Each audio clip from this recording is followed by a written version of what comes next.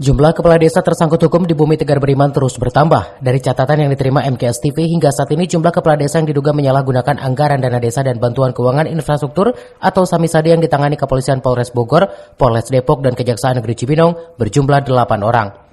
Di antaranya Kades Singasari Kecamatan Jonggol, Kades Lewinutug, Tangkil dan Hambalang Kecamatan Citirup, Kades Cipabuan dan Kades Citaringgul Kecamatan Babakan Madang. Adanya sejumlah kepala desa atau kades yang dipanggil aparat penegak hukum atau APH terkait dugaan penyalahgunaan anggaran baik oleh pihak kepolisian Polres Bogor maupun Kejaksaan Negeri Cibinong dibenarkan oleh Kepala Dinas Pemberdayaan Masyarakat Desa atau DPMD Kabupaten Bogor, Renaldi Yusabi, pada Kamis 30 November 2023 di ruang kerjanya.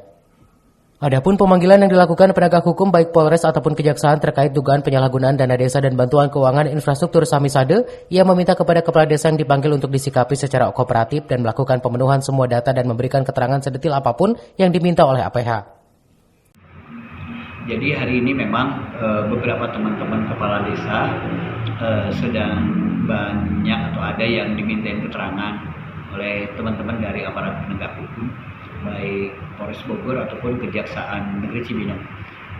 Menyikapi hal itu, saya berharap kepada teman-teman kepala desa agar beberapa teman-teman yang sudah diminta keterangan itu bisa memenuhi permintaan dari Polres Bogor ataupun dari Kejaksaan Negeri Cibinong untuk bisa memberikan klarifikasi apakah memang pelaksanaan yang dilaksanakan di desa itu sudah sesuai dengan SOP, sesuai dengan perencanaan, sesuai dengan pelaksanaan, dan pada akhirnya sesuai dengan pelaporan atau pertanggungjawaban.